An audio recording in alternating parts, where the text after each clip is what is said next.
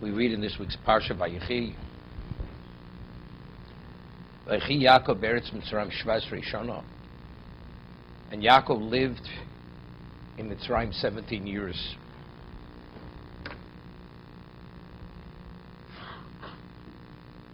So the Balaturim writes, what is the Torah telling us? Vayechi Yaakov. He lived in Egypt 17 years. Lo maloch, lo mashlo choyu yomim tovim below tsar, el kamin Vayechi. The numerical value of Vayechi is 34. So the only years of his life that he was not in a state of pain, suffering, was the 34-year period. The first 17 years, Yud Zayin Shana B'Shnolad Yosef, Achi Nimkar. The first 17 years, from the time Yosef was born till he was sold, the Yud Zayin Shana B'Mitzrayim, and the 17 years that he was in Egypt. So that's what Torah said. Vayechi Yaakov beretz Mitzrayim. When was it considered his truly living? The first 17 years of Yosef's life, and the last 17 years that he had spent with Joseph.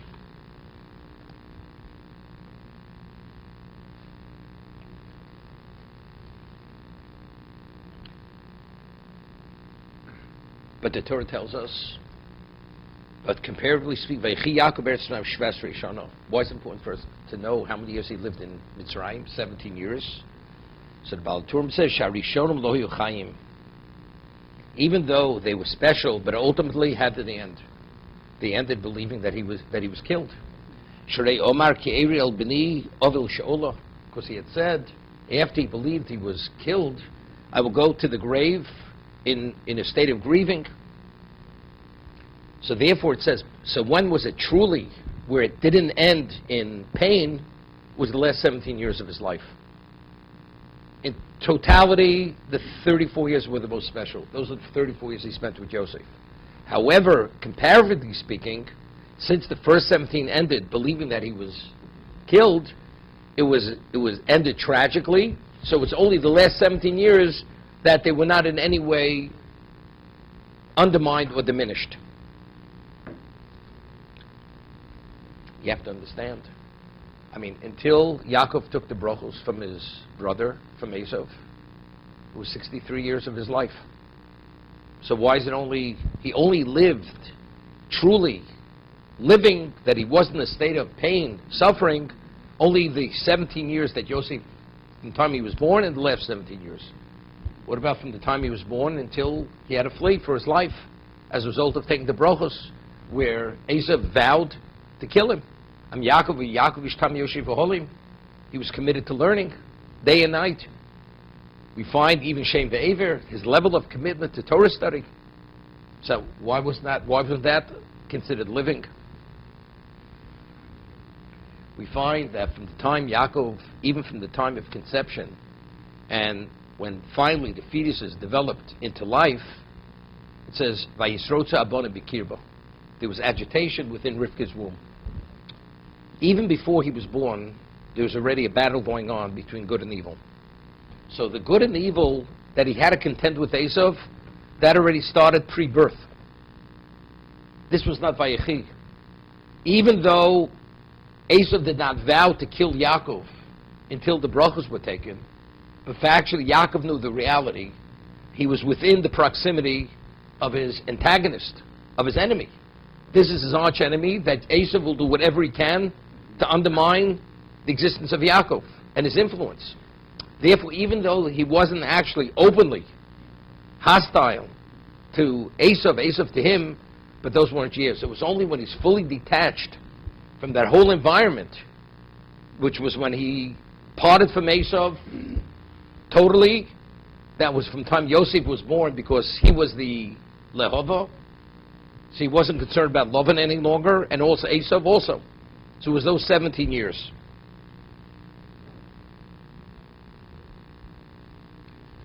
Then the Torah tells us, Vahi yimei Yaakov shnei chayov. The days of Yaakov, the years of his life, Sheva shonim v'arboim u'ma shana. He lived 147 years.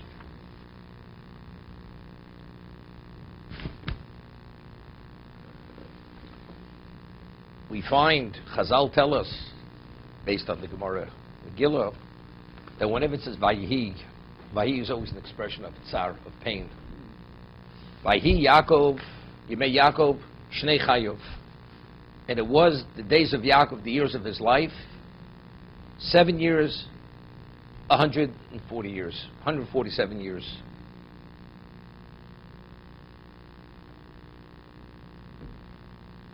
But what was so tragic? I mean, factually, he fathered 12 Shvatim. Now, the Golus is beginning, which ultimately, the exile, which is going to lead to the Gula. This is the precursor to Kabbalah Torah. So what's Vayehi? What's so tragic at this moment? Vayehi, he lived 147 years. That was the sum total of his life. Vayehi me Yaakov Shnei Chayov. What was the tragic aspect of that? So seemingly, what the Torah is telling us, that he lived 147 years and did not live longer than 147 years. As Chazal tell us that initially, Yaakov was meant to live 180 years, as his father lived. His life was cut short. It was cut short by 33 years. Why was it cut short by 33 years? So the Baal HaTurim explains over here, it mentions 7 years, 40, and 100. It mentions the lesser number, which we don't find the same regarding Avram and Yitzchok.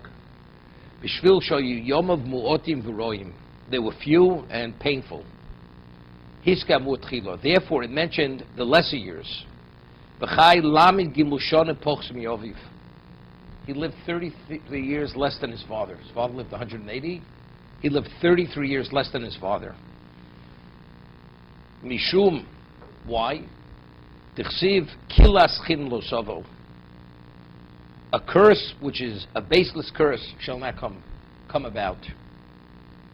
Al shekilel rochel v'omar im asher timtza es Elohecha lo yichya. We find that Lavan had pursued Yaakov after he fled.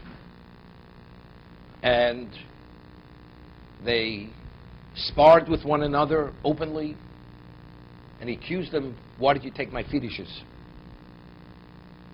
And he searched the tent of Yaakov, the tent of Leah, the tent of Rachel, and initially when he was accused, Yaakov was accused that his family had taken his fetishes. He says, whoever has the fetuses shall not live. He was unaware that Rachel had taken the fetuses. And because of that, he said, the one who has it, he was so convinced it's not his family, shall die. Because he had said that, that's why Rachel died. So Rachel died a young woman because of the curse of Yaakov. So the Baal HaTurim says, it's the Medrash, Al shekilo rochav al me'ima shetimtza es olhecho lo yichya, choso lo minyan yichya. The numerical value of yichya is 33.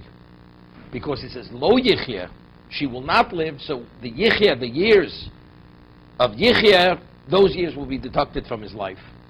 Shulamid gimel mishnosov. That was the measure for measure. Since she herself only died because of that curse, and he was the cause of that, he said, Lo yichya, therefore, and evidently he shouldn't have been so quick to say such a thing, because his words are lethal if in fact it's not as he said. Therefore Rachel passed away. So we're able to say, Vayehi, it was tragic. Vayehi, it's an expression of pain. Yaakov understood, why is he living less than the years of his father, 147 rather than 180? Because of what he had said. So not only did he lose Rachel, who was his Akeres Abayis, who was the primary matriarch, but not only that, his life was ended short. 33 years less than he could have lived. He could have lived 133 years. But what was the true pain? What was Yaakov's true pain? We find Rashi cites the Medrash that the paragraph structure of Vayechi is referred to as Parsha Stuma. It's a sealed portion. What is the sealed portion? The paragraph structure, the way the Sefer Torah is written, what does it lead to? Lama Parsha Stuma. Why is it written as a sealed portion. As a result of Yaakov Avinu passing away, as a result of his passing away, the eyes and the hearts of Klal Yisrael were sealed because of the bondage. Even though it wasn't physical bondage, but there was already a degree of distraction because Yaakov had passed away. Yaakov's living another 33 years in Egypt. His level of influence, just as being there, what would have been accomplished? We would have had another level of experience in Egypt. Yaakov understood this.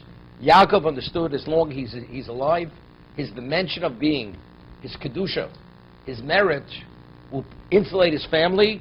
They're totally unaffected by the Egyptians, regardless of what they want. Now that he's passing away 33 years before he's meant to pass away, because of something that he had done.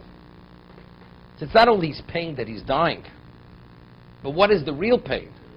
His being removed from life before he could have lived 180. Now Klal Yisrael is diminished spiritually speaking, because now they're going to be undermined and be influenced sooner rather than later. So therefore we're a different dimension of people. This Vayechi me Yaakov. Yaakov, it's Loshen Tsar.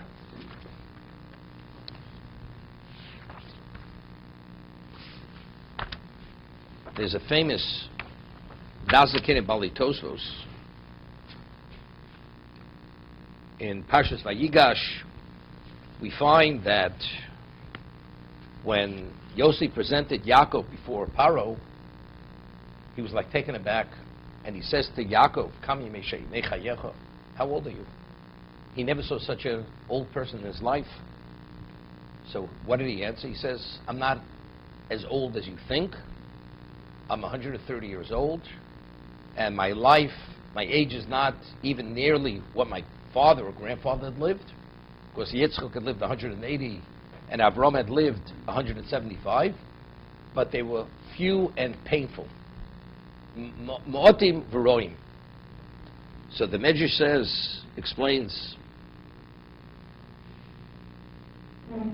Yaakov had said, Shnei megurei shloshim u'mashona ma'at v'roim, klomar, ma'atim hem shnosai. Relatively speaking, my years are few, but because of the sufferings and the tragedies which befell me, kopzelai zikno, therefore I have premature aging. So that's again about the Tosfos cites a Midrash. V'shosha mi Yaakov mat v'roim. When Yaakov said to Paro, they're few and tragic and painful and bad, Omer HaKadosh Baruch Hu. HaKadosh Baruch Hu says to Yaakov, Ani milareticha me'esav v'Lavan. I saved you, or I extricated you from Esav and Lavan. You could have been attacked. You could have been killed. Lavan pursued you to kill you. And he openly said, the reason why I'm not harming you is because God came to me in a dream and said not to engage with you. V'chazarti loch Dina. Dina was raped and kept by Shem, and I allowed Dina to return to you. Gam Yosef. Yosef was returned to you. And you're complaining that your life, the years of your life are few and tragic. After all that I've done for you, rather than being appreciative, chayecho, I swear on your life,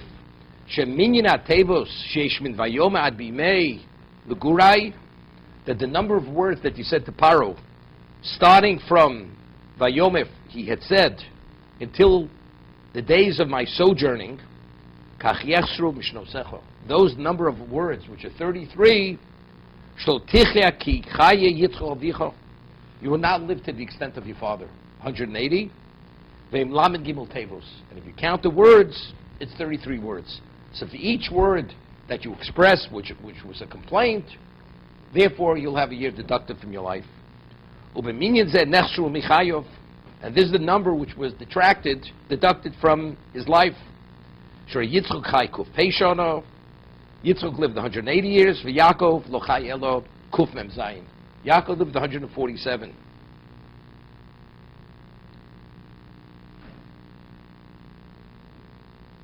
this is Vayechi. Meaning, when when you say something, you can't always take back those words. Factually, he did express it in the negative.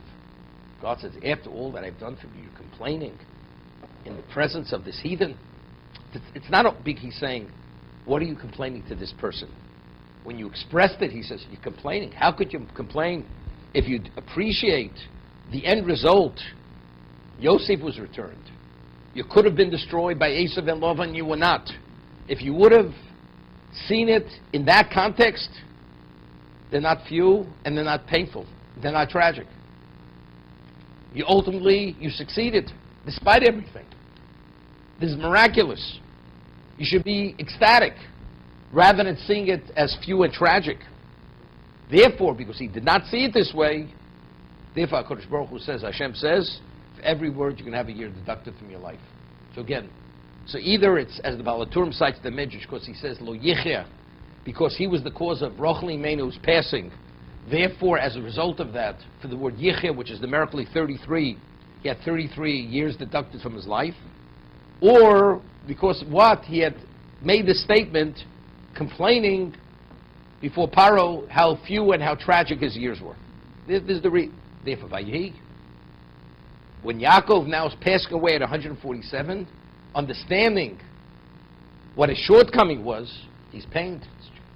It's Loshen Tsar, because now he understands he's the cause of him not living his full 180 years. Therefore, he's pained, because now, because of him, Klal Yisrael is not the same Klal Yisrael, because he's not there to influence them, to be the role model, and to insulate them from the influences of what Egypt is all about. Therefore, it's Vayechi. It's painful, it's tragic.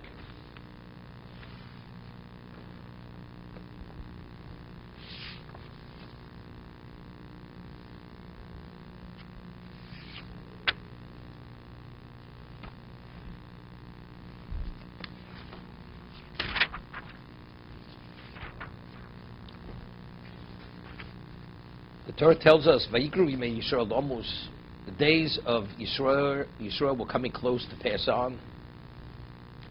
Vayikru Levno Yosef, he called the son Yosef. V'yomalo, and he says to him, No motzosechem beinecho, if I find favor in your eyes, Simno Yotcho Tach Shirechi, put your hand under my thigh, meaning take an oath. V'sisi Imodi Chesed Vemes, you will do with me a chesed which is a truthful kindness. Al nosik b'rim b'Mitzrayim. Please don't bury me in Egypt. Don't bury me in Egypt. And he took an oath. And why did he call Yosef? So Rashi says, cites the Midrash, L'misho yecholas biyodo lasos. He summoned the son who had the ability to carry out his request. Being the viceroy, he had the ability to deal with Paro, with the Egyptian government, to be able to bring this about. So he took the oath. Yaakov did not want to be buried in Egypt under any circumstance. So Rashi over here explains, Al nosik b'rim Mitzrayim. Why? Sofa lioskin afrakinim. Because ultimately the earth was going to turn to lice. It's one of the 10 plagues, the Makos. That's firstly. Another reason given in the Midrash, since at the time of resurrection, all people will be resurrected in Eretz Yisrael, not outside of Eretz Yisrael. So whoever is buried, they have to roll underground to come to Eretz Yisrael to be resurrected there. So there's a degree, whatever that pain is, he doesn't want to experience that pain. And he says, I don't want to be deified. The Egyptians will deify him. Why will they deify him? Because when Yaakov came to Egypt, Yaakov had nothing to do with the Egyptians. He was set off in Goshen, in Ramses, he had nothing to do with them. But the Egyptians knew that when Yaakov came to Egypt, the famine ceased. It was 2 years into the famine. When he arrived, it ceased. So what is Yaakov synonymous with? Yaakov synonymous with life. Despite this is the most extreme level of famine, Yaakov brought life to Egypt. So if Yaakov is the source of life, they're going to deify him. Al nosik b'rim Mitzrayim. I don't want to be deified. So the Midrash speaks at length, because as we find by Makas Bechoros, Ubelehei Mitzrayim Eseh Shvotim, that when God, not only does he punish the idolaters, the pagans, for serving idolatry. Even the idolatry itself, he destroyed the idolatry, the object which caused them to become pagans. So if Yaakov is going to be deified, Yaakov is ultimately is going to be culpable and have a degree of liability. Yaakov says, I don't want to be there. I don't want to have any degree of culpability that I should be liable because they're going to actually worship him. Al Nosik V'Rim Mitzrayim. These are the reasons he doesn't want to be buried there. Seemingly, Yaakov understood that Paro was not going to let go easily. And that's the reason why did he ask him to take the oath. Because Yosef, when he originally came to Paro, Paro became aware that Yosef knew 71 languages. Because the Gemara tells us that before he was released from prison, Gabriel, the archangel, was sent to Yosef, and he taught him 70 languages.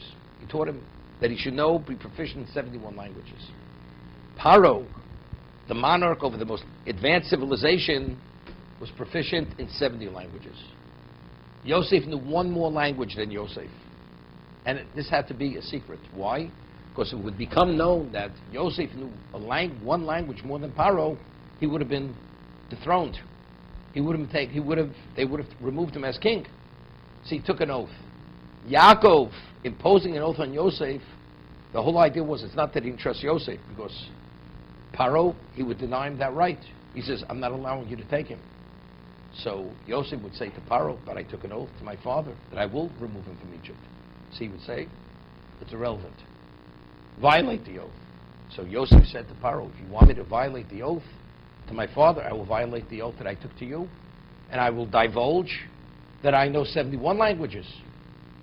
Therefore, Paro will be forced to allow Yosef to take Yaakov to Canaan. This was the whole ploy. Otherwise, of course, Yaakov trusted Yosef, but he understood he had to somehow circumvent Paro, because Paro would not allow it. That was the idea. But again, why did Paro want to keep Yaakov there? For deification, to deify him. Yaakov is what? That's the source of his blessing. But why? We find that Paro himself made himself into a deity. So I was thinking, why when Yaakov came to Egypt, why did the famine cease? So Rashi explains, because in Egypt there is very little rain. So what is the basis? Why do things grow? Because the Nile rises, floods these irrigation ditches, and this is how all the agriculture grows. He had given a bracha to Paro that when he goes down to the Nile will rise and water the land. That's how the famine came to an end. Paro, as a result of this, deified himself. He believed he was a deity. As we find, there's a pasuk, he says, he believed he was the creator of the Nile. But Paro himself was concerned. Maybe he only has that power for the Nile to rise, that's only as long as Yaakov is in Egypt. What happens if Yaakov leaves Egypt? He doesn't have that power. If he doesn't have that power any longer, so what happens? He's no longer that deity. Here he's deified himself. Therefore, Paro, under no circumstance, will release him. So what does Yosef? What does Yaakov do? Yaakov makes Yosef take an oath. If you violate that oath, my son will violate his oath. If he violates the oath, you're worthless. You will be dethroned. Therefore, Paro says, if it's a question of remaining the monarch and taking the chance that I will no longer have the power that the Nile should rise, I will allow Yaakov to be buried in Canaan. That was the idea. But otherwise, why should he want to retain him there? He's the deity. He's worshipped. Why should he want his people to worship another deity? The answer is because he believed that there's a linkage between Yaakov and his power. Because that's where the power began. He gave him a bracha. Without the blessing that he originally gave him, it would have never risen. The Nile, to irrigate the land.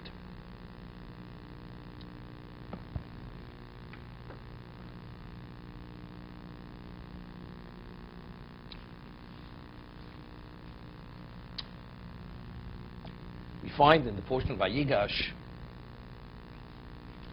when Yaakov was about to descend to Egypt, Hashem comes to Yaakov, B'maros halaylo, and he says, V'yom anochi akelo l'kei avicho, I am the God of your father. Al tiro mer de Mitzrayim. Don't be fearful about going down to Egypt. Ki lo goy godla simcha sham. I will make you into a great nation. Anochi erid imcho Mitzrayim. I will go down with you to Egypt.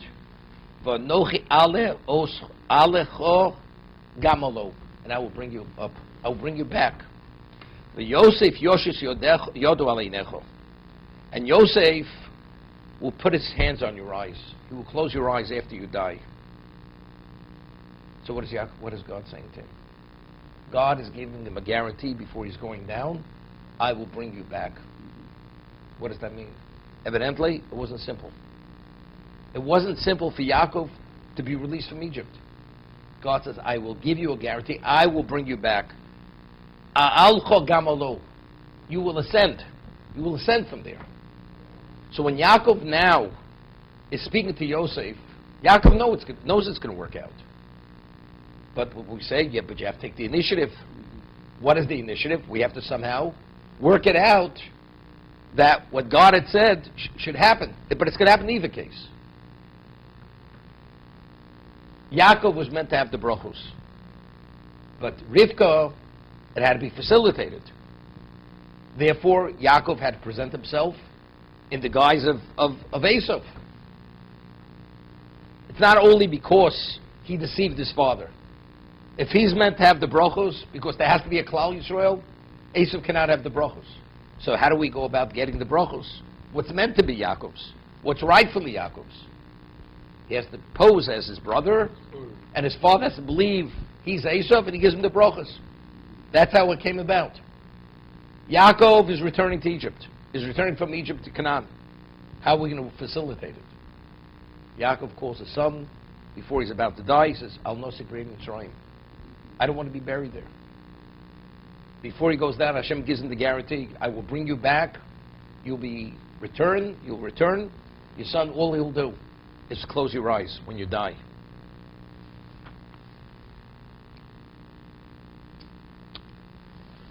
There's a fourth reason given in the Midrash. Why did Yaakov not want to be buried in Egypt? Very interesting. I mentioned in the past, but there's a Rabbeinu Tam, which we're going to see in a moment. He has a totally different understanding than the way I explained it. Omar Yaakov, why did Yaakov not want to be buried in Egypt? Because I don't want to be the redemption for the Egyptians. If I'm buried in Egypt, I will be a redemption for the Egyptians. Why? Shehem Meshulim Chamorim. Who are the Egyptians? Who are they compared to? To the donkey? Based on the pasuk in Yecheskel. Asher Besar Chamorim Besoram. Yecheskel HaNavi says that the flesh of the Egyptians are like the flesh of donkeys. Chamorim. So I always mention him in a Maral. What does it mean, Chamorim? Of all the 70 root nations, the one who has the least relevance to spirituality are the Egyptians. The word Chamor comes from the word Chomer. They are the most physical, the most earthy. They have the least relevance to spirituality. Their flesh is the flesh of Chamorim. Vani Moshel B'Sev. I'm the equivalent of a sheep. And where do we find that Yaakov is compared to the sheep? Shenemar, a pasuk in Yirmiyah, Seb Tezura Yisrael. We are the scapegoat. We're the Seb Tezura. L'chsev in the Torah says, what happens if you have a firstborn that's a donkey? You have a choice. You could actually redeem it with a sheep. Uchsiv upetach hamor tifte b'ser. That the donkey that opened the womb of its mother should be redeemed with a sheep. Shelo yipodu b'Mitzrayim. I don't want to be the redemption for the Egyptians. That's why if I'm buried there, I will be the redemption. Al nosik b'rei Mitzrayim. Therefore, don't bury me in Egypt. What does it mean? He's going to be the redemption for the Egyptians. What does it mean he's going to be their redemption? They're Chamorim, and I'm going to redeem the Egyptians. Because I'm the sheep. So the way I explained in the past was this way. The Maral, in the Gvuras Hashem, at length, explains why did we have to experience the exile in Egypt, not any other location. Why did it have to be there? And why was that the prerequisite for the receiving the Torah at Sinai? So he goes to explain that wherever you have the greatest void in spirituality, the result of that is the greatest growth in spirituality.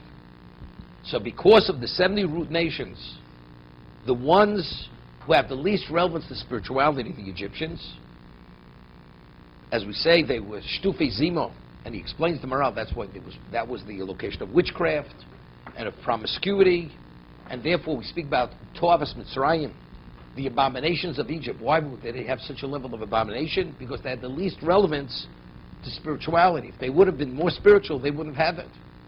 Therefore, we had to experience the 210 years in Egypt to be, when we go from there, the alternative to that, the contrast to that, is the most advanced level of spirituality. The morale at length he speaks. So what Yaakov was concerned, if he's buried in Egypt, they're going to deify him. When you deify a deity, how do you deify it? You pay homage to it. How do you pay homage? Yaakov, how would you pay homage to Yaakov? In a physical sense? In a spiritual sense? You would try to emulate his life. If the Egyptians start emulating Yaakov, they're extricating themselves from physicality to become more spiritual. So if they become more spiritual, they're elevating themselves. So if they elevate themselves, what's the end result? The location they're at has greater relevance to spirituality. If that's the case, Klal Yisrael will be undermined and diminished because the end result, they're not going to be as advanced spiritually.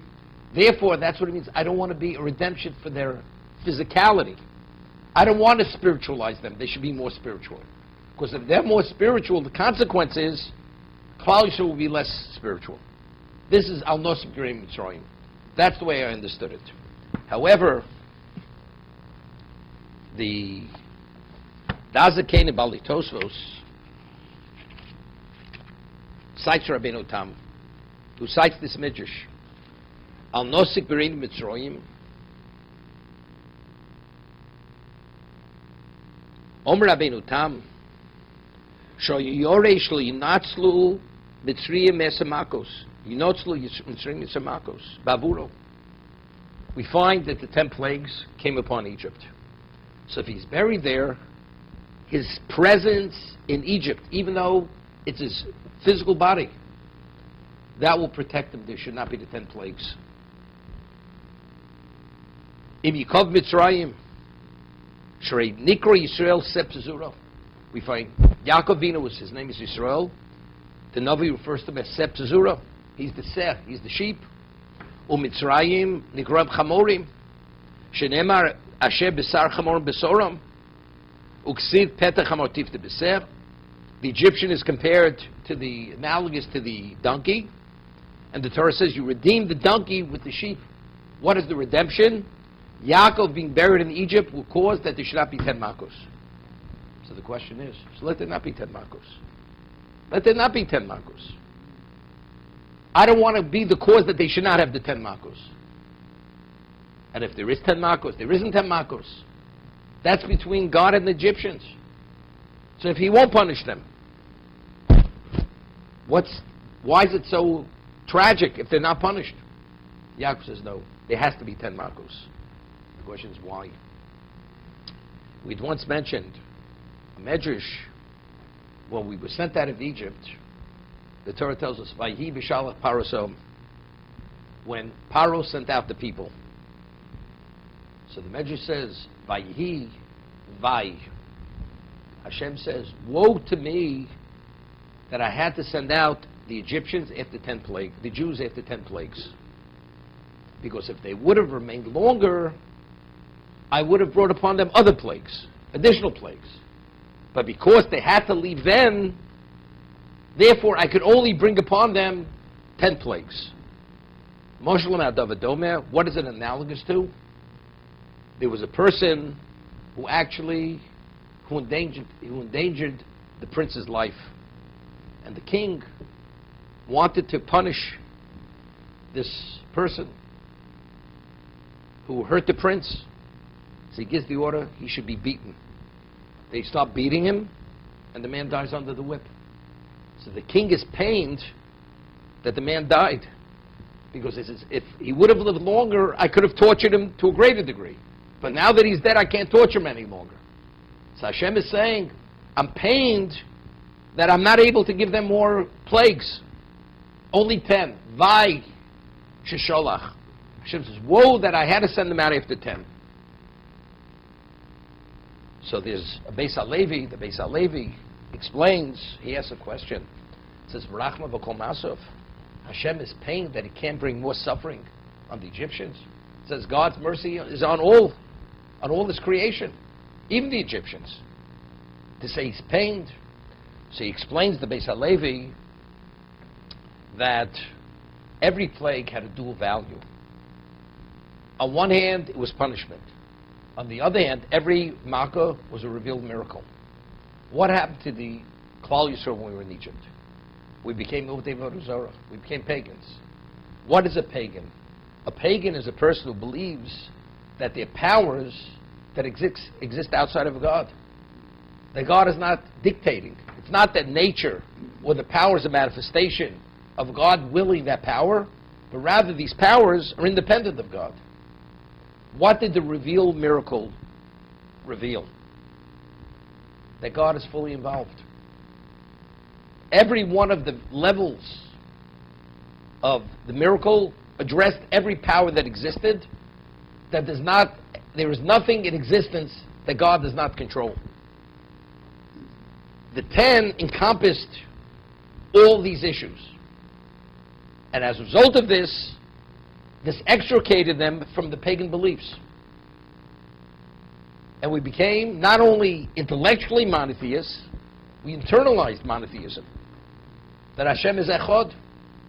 However, the Beis HaLevi explains and shows that if there would have been, even after we left Egypt, there was a trace of that paganism left in us. A trace of that, a microscopic cell of paganism, which wasn't fully purged from us. And because of that, that was the cause of the Chet HaEgel. The only reason why the Jews were impacted or seduced or influenced when Moshe was delayed according to that calculation was because of that trace of that influence remained with them. If they would have experienced more revealed miracles in Egypt, they would have been fully purged. They would have been cleansed of that. The Egel would have never happened. So why did the world not reach its level of perfection? Why did things revert back after the Chet Egel? We would have been the eternal people. There wouldn't have been Shikha Torah. Torah would have never been forgotten. It's only because of the Chet Egel, because of the sin of the golden calf. So therefore, who's culpable?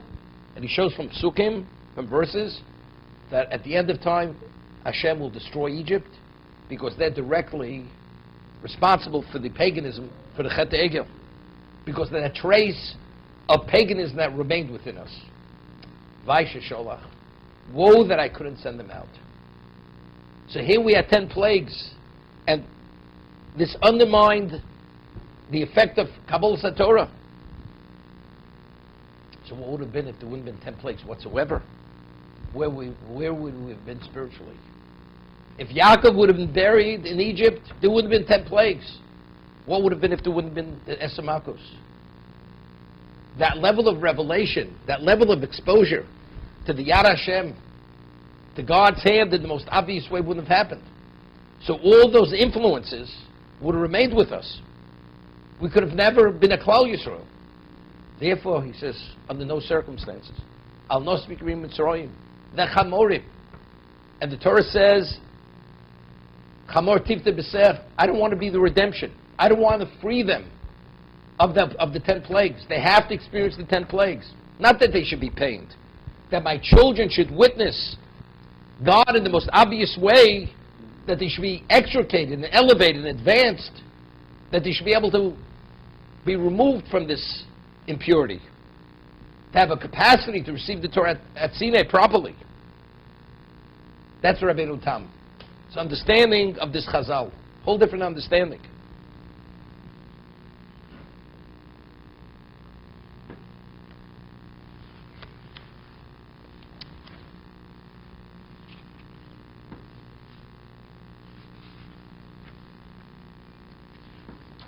We explained, based on the Balaturim, Vayechi is an expression of Tsar.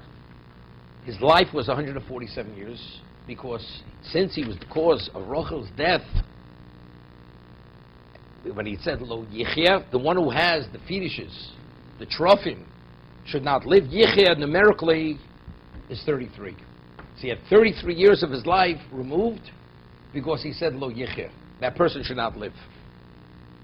So he was denied 33 years, and if he would have lived those 33 years, as we explained, his level of influence, his being in Egypt would have totally protected us from whatever influences. We would have become pagans or had the subliminal effect of paganism 30 years later, which was not the case.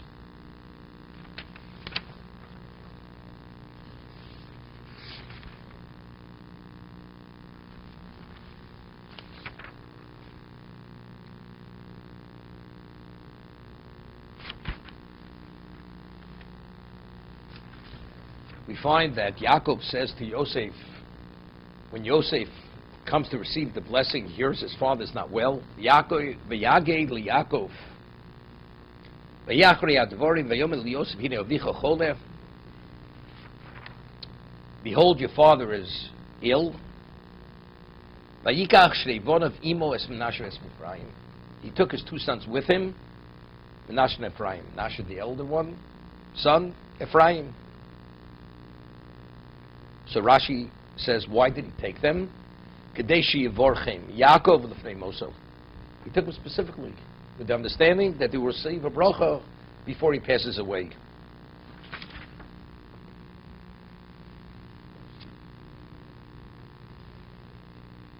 And he says to Yosef,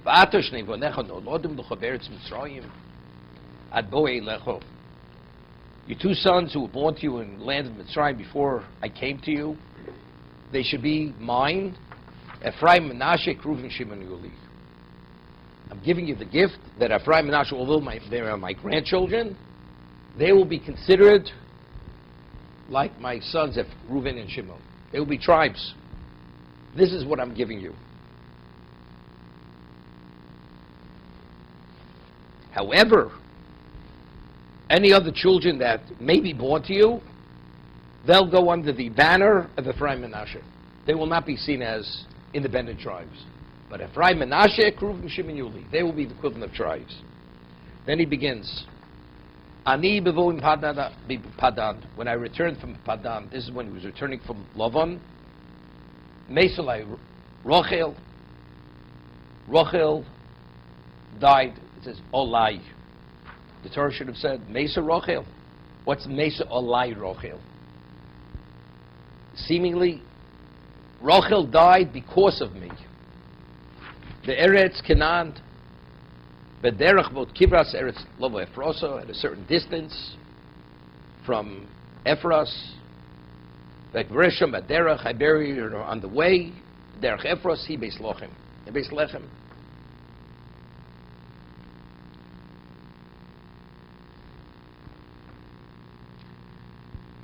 So we have the Or Chaim. HaKadosh addresses what does it mean Mesa Olai. You should say, when I returned from Padan, Mesa Rochel, she passed away on the way. What's Mesa Olai? Upon me. So he explains, Piush al Sibosi. I'm the cause. I was the cause of her passing on the way, as we explained with the Balaturim. Ka'omram Zal.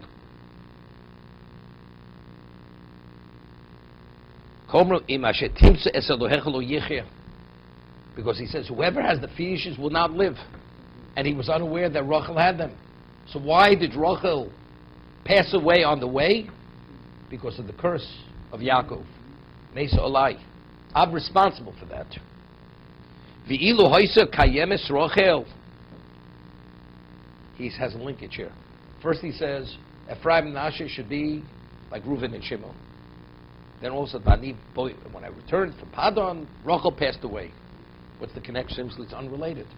And I buried her on the way. Unrelated. She says, no, it's very related.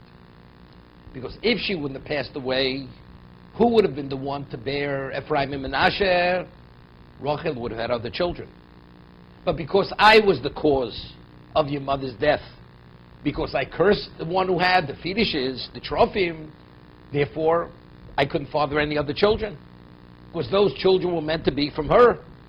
Therefore, those children that were meant to be from her, your children will be the equivalent of my children.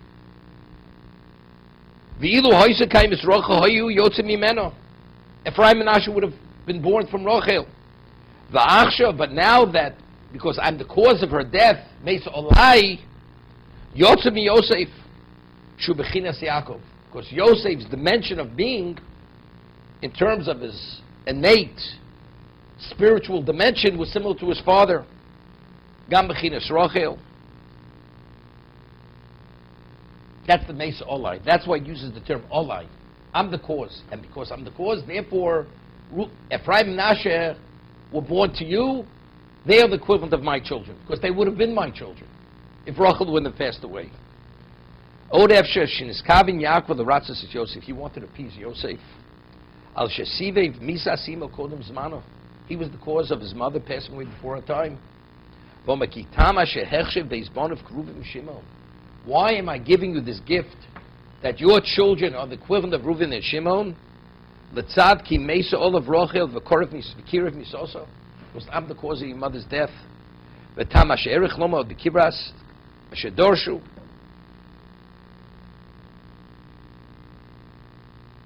the Olai.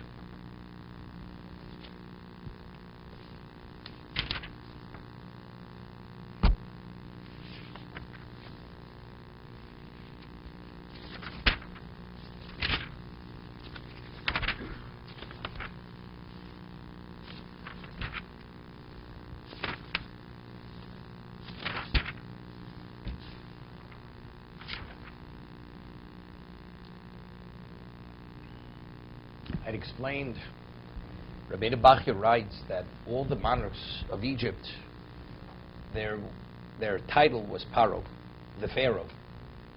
What kind of title is Paro? What exactly does Paro mean? What does it allude to? So he explains, we find in the name Paro the letters Aleph, Pei, Resh, Ophir, earth. The Egyptian culture, belief, civilization was based upon the belief that there is no God, and whatever powers that have relevance to existence will manifest themselves purely physical.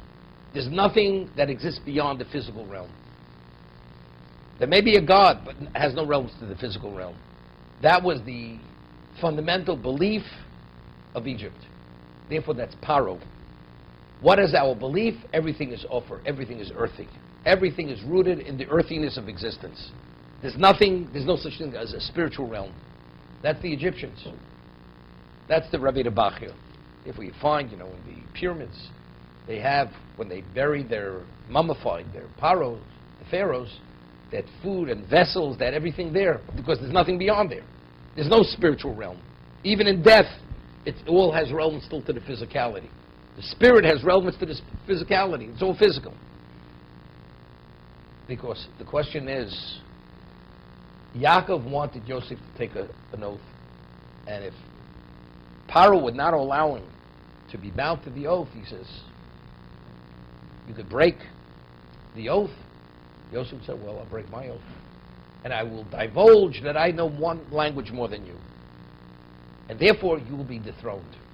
That will force Paro to allow him to release Yaakov.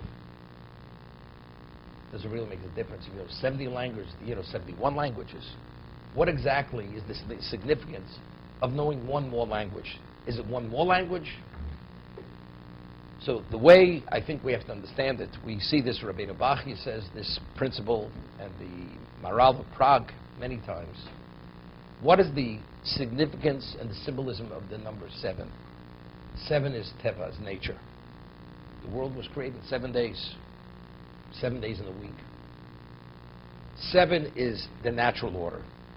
8, what supersedes 7, 8, that's supernatural. They had believed there's nothing outside of the 7. You have multiples of 7, but there's nothing outside of the 7.